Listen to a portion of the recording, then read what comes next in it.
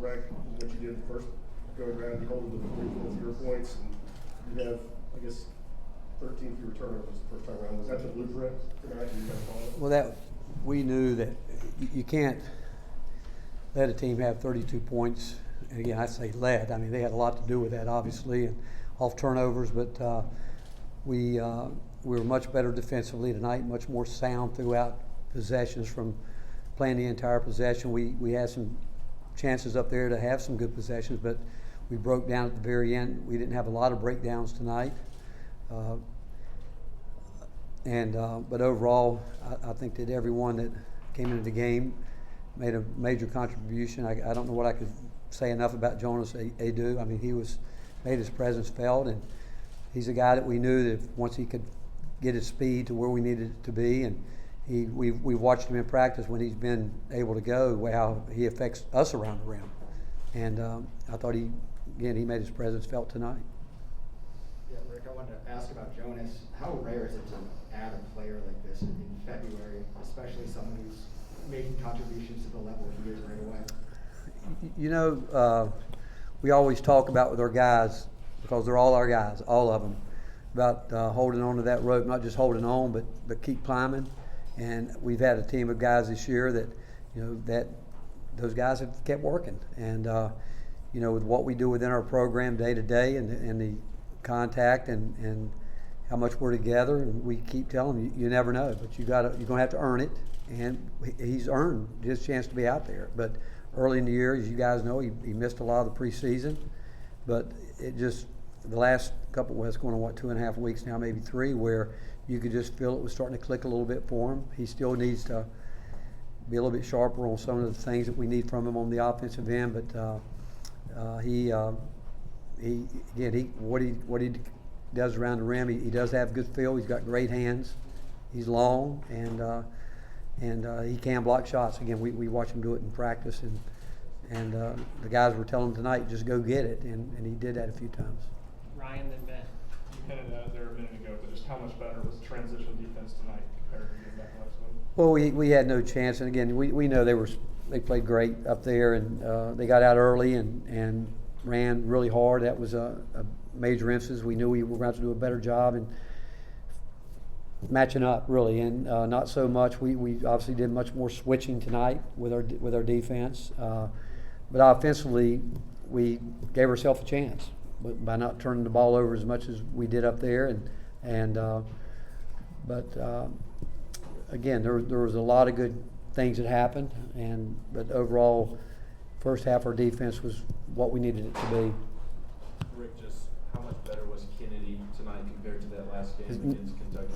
It's not even close, and certainly, Ty Washington is a terrific player. He is, and you know, he rolled his ankle a couple weeks ago, and then I think he rolled it again last game, and you could tell visibly he was trying to gut it up out there and do it, but I think he might have tweaked it again tonight, but we've been through it a lot. Every team goes through those type situations, but overall, defensively, I thought we were so much better getting off their screens. They're a really good, sound, fundamental team in terms of screening and what they do, and we did just so much better job not giving up separation on some of their actions.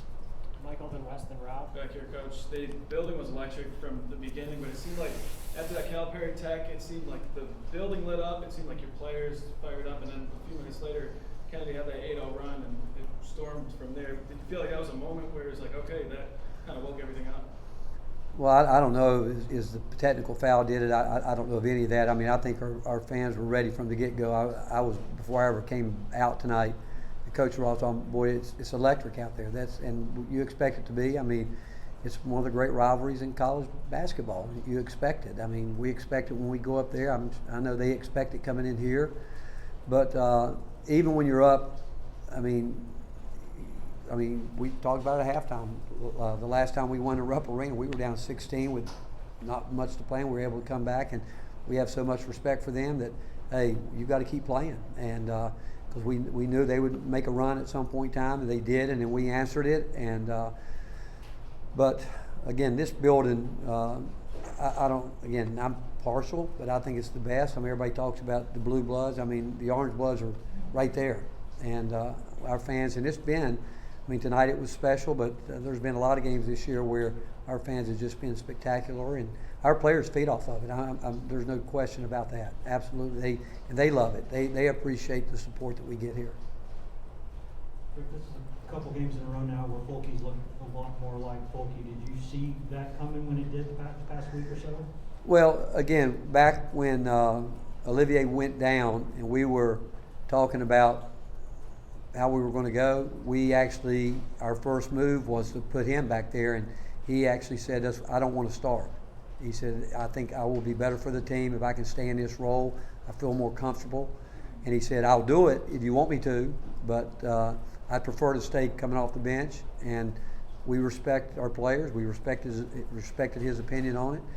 But I do think that, one time tonight, he asked to come out, and I said, man, you got to play. And he sucked it up and stayed out there. Coach, they cut it to 51-43. Seemed that it's pretty quick in the first half, just under 14 minutes, and your guys responded to 12-2 run.